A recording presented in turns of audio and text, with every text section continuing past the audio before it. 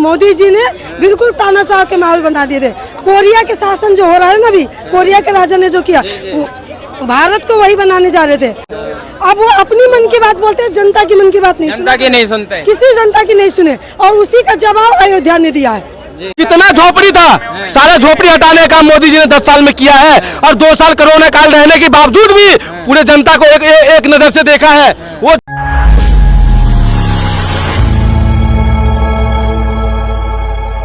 बिल्कुल जो हुआ वो बहुत अच्छा हुआ, क्योंकि इन्होंने तानाशाह के माहौल बना दिए थे। हमारे माननीय मोदी जी ने बिल्कुल तानाशाह के माहौल बना दिए थे। कोरिया के शासन जो हो रहा है ना अभी, कोरिया के राजा ने जो किया, भारत को वही बनाने जा रहे थे। बनना चाहिए, मोदी जी का शासन आना चाहिए, मगर जनता को सबक सिखाना जरूरी था, उन्होंने सबक सिखाया। लेकिन ये जो सरकार में अपनी मनमानी जो भी डिसीजन लेते थे, बिना जनता की भी राय जरूरी थी ना। उन्होंने जब से मन की बात शुरू किए थे, मन की बात कुछ दिन बताया, उसके बाद से उसको भी बंद कर दिए गए। अब वो अपनी मन की बात बोलते हैं, जनता की मन की बात नहीं सुनते, किसी जनता की नहीं सुने, और उसी का जवाब अयोध्या ने दिया है। अयोध्या का जिस राम मंदिर के नाम को लेकर के जो सबसे बड़ा मुद्दा बना रखा था, मुद्दा बना पूरे देश में, ऑल इंडिया में नहीं, ऑल ओवर में उन्होंने डंका पीट रखे थे। आज वही अयोध्या ने उन्हें हरा करके उनको सबक सिखाया कि कोई भी चीज अनैतिकता के साथ करेंगे तो उसका परिणाम यही मिलना है। और ये जो बनने जा रही है सरकार, इसको आप कैसे देखते हैं? ये 5 साल चल पाएगी? ये नहीं चल पाएगी, बिल्कुल नहीं चल पाएगी। ऐसा क्यों, आपको क्यों लगता है? इसलिए क्योंकि जब वो पूर्ण बहुमत से आए थे तब उन्होंने इस तरह से करे। आज गठबंधन की सरकार कभी चली नहीं है, आने वाले कल में भी उत्तर प्रदेश भी हारेंगे योगी जी, आगे चल के वो सरकार चल ही नहीं पाएगी उनकी। तो उत्तर प्रदेश तो हार ही चुके हैं, सपा से कम, गठबंधन से कम। सर अभी लोकसभा में हारे हैं, अभी जो मुख्यमंत्री चुनाव है कि उसमें नहीं हारेंगे, उसमें अब हारेंगे, जो आने वाले कल में हारेंगे। और उस वक्त पता चलेगा सारे जनता को, जो ये कहते थे 400 पार या सब मोदी भक्त है, सोशल मीडिया पे जो दे रखे हैं या न्यूज को जो बना रखे हैं कि मोदी, वो उनकी आज पता चल गया कि कितने मुझे सब लोग पब्लिक पसंद कर रहे हैं।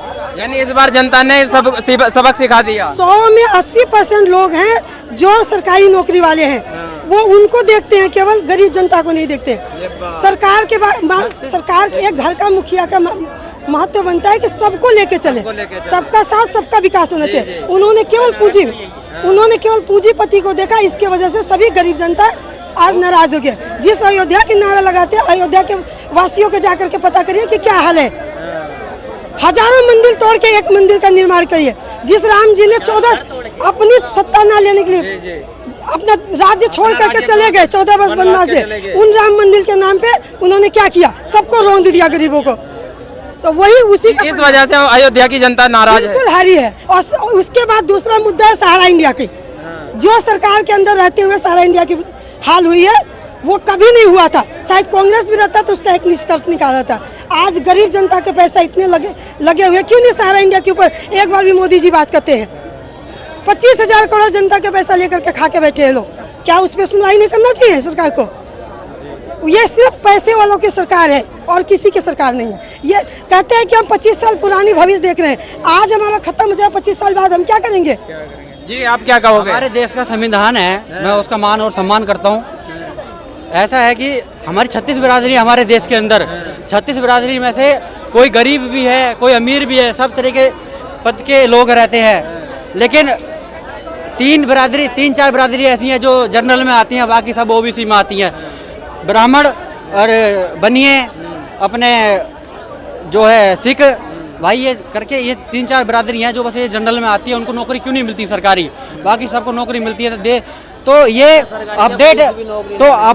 अपडेट करना चाहिए ना, संविधान को अपडेट करेंगे तभी तो कुछ होगा। जैसे कि लेकिन विपक्ष कहता है कि पूरा संविधान बदल देंगे और तानाशाही आ जाएगी। नहीं, तानाशाही नहीं आएगी, अपडेट करना पड़ेगा समय के साथ साथ में, फैक्ट्री रीसेट मारना पड़ता है। लेकिन जब पेपर लीक होते रहेंगे और भर्ती नहीं निकालेंगे तो अपडेट करके क्या फायदा? देखो ऐसा है कि जनसंख्या की, हमारे देश की आबादी बहुत ज़्यादा जा रही है, चीन से भी आगे पहुँच लिया है, तो उसके कारण जो है, लेकिन उतना ही टैक्स भरता है और उतनी ही सरकार को सुविधाएं देनी चाहिए पॉपुलेशन कंट्रोल करने के लिए। देखो ऐसा है कि टैक्स तो सभी लोगों को देना चाहिए, वो तो दे ही रहे हैं, तभी फाइल सब करते हैं। हमारा देश चलेगा जब ही हमारी गवर्नमेंटें चलेंगी, क्योंकि कम से कम नहीं तो 95% माल जो चाइना से आ रहा है और 5% पे हमारा हिंदुस्तान टिका हुआ है। सभी सामान चाइना का है और हमारे इंडिया में 5% माल बनता है। तो ये माल जो है हमारे इंडिया में ही बनना चाहिए। हम लोगों को समझना चाहिए कि जो चाइना से माल ना खरीदें, अपने ही लोग में, अपने ही हिंदुस्तान में बनाएं और अपना ही माल खरीदें, तो हमारा देश विकास करेगा और सबको रोजगार मिलेगा। लेकिन विपक्ष ये भी आरोप लगाता है कि जो टैक्स का पैसा आता है उसको मोदी जी ऐड में और प्रचार में उड़ा देते हैं। नहीं, देखो कोई भी गवर्नमेंट है उनको सबको मुआवजा मिलता है और चंदा भी मिलता है कि अपनी अपनी पार्टी बनाने के लिए तो खर्चा करेंगे तभी उनकी वोट। लेकिन टैक्स का पैसा तो जनता का पैसा होता है। नहीं, जनता का पैसा नहीं खाते, उनको तो खुद लोग चंदा देते हैं। ऐसा भी है कि कुछ गवर्नमेंट ऐसी है कि आगे कुछ और पीछे कुछ और हो रहा है, तो हमें इतना आगे जाने की कोई ज़रूरत नहीं है। वो देश चला रहे हैं, अच्छा चला रहे हैं, पर हमें इतना सोचना चाहिए कि हमारा देश कैसे आगे बढ़ेगा। आगे ऐसे बढ़ेगा कि चाइना से माल लेना बंद करो, अपने हिंदुस्तान में बनाओ, अपना मेड इन इंडिया का माल यूज करो। और आत्मनिर्भर जो नारा था उसको लागू करना पड़ेगा पूरी तरह से। हमें ऐसी मार्केट बनानी पड़ेगी हिंदुस्तान के अंदर, जैसे चाइना के अंदर शंघाई में एक मार्केट ऐसी है कि वहाँ पे मेड इन चाइना ही माल मिलता है, वहाँ इंडियन या बाहर की कंट्री का माल नहीं मिलता। हमारे यहाँ जितनी भी मार्केटें हैं इनमें made in China, made in India दुनिया भर के माल हैं। बड़े बड़े जो नेता होते हैं उनके जो चमचा होते हैं वो बाहर से माल लेकर आते हैं, करोड़ों अरबों खरबों का माल बनवा के ले आते हैं और यहाँ पे कमीशन बेस पे, और वो मेक इन इंडिया के नाम से धोखाधड़ी खूब हो रही है हिंदुस्तान में इस समय। तो ये चीज भी समझनी चाहिए हमें कि हमें मेड इन इंडिया के नाम से एक मार्केट बनानी चाहिए नई, और उसमें मेड इन इंडिया के नाम से ही माल मिलना चाहिए। और होलसेल मार्केट होनी चाहिए, रिटेल की अलग होनी चाहिए, होलसेल की अलग होनी चाहिए। ये नहीं है कि उसमें रिटेल वाला भी जा रहा है, होलसेल वाला भी जा रहा है, तो तभी हमारा विकास होगा। आपको क्या लग रहा है ये सरकार जो बनने जा रही है कितने दिन तक चल पाएगी, या पूरे 5 साल निकालेगी, या साल 6 महीने में? 5 साल निकलेगा। 5 साल निकलेगा। किस वजह से? कैसे कह सकते हो? क्योंकि जो गठबंधन में है वे बदलने वाले लोग हैं। नहीं, बदलने वाला कोई नहीं है भैया, सब समर्थन पूरा दे दिया है। जैसे पीछे कई बार बदल चुके हैं एक ही योजना है ना, मगर इस बार बोल दिया है पूरा समर्थन है। हाँ, पूरा समर्थन 5 साल देगा। लगा रखा है अमेठी में, अमेठी कांग्रेस वाले के 8,000 रुपया हर गरीब महिला को दोगे दो।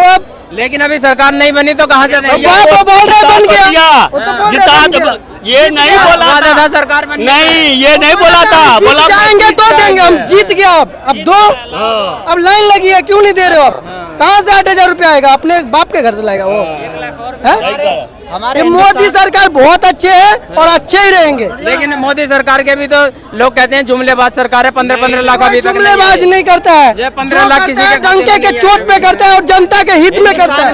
15 लाख वाली बात फालतू बात है, वो सब फालतू बात है। आप अगर वो बोला ये था कि अगर काला धन आ जाता है तो सबको 15 लाख मिल जाए, ऐसा पैसा हो जाएगा। उस पैसे को डेवलपमेंट में यूज किए हैं। आज आप देखिए शहर में जाके सब कुछ है कि नहीं, किसी चीज का कमी है? हर जगह पानी की व्यवस्था है, हर जगह सभी चीज की व्यवस्था है। क्या चीज की कमी है? आप कह रहे हैं कि जो 15 लाख था वो डेवलपमेंट में लगा दिया मोदी जी। यूज हो रहा है, उससे ज्यादा तो पब्लिक को पहुंच गया। उससे ज्यादा पब्लिक को पहुंच गया। किस रूप में विकास कर दिया मोदी जी ने, इतना विकास कर दिया मोदी जी ने कि 10 साल का 65 साल में विकास नहीं हुआ है, समझ गए।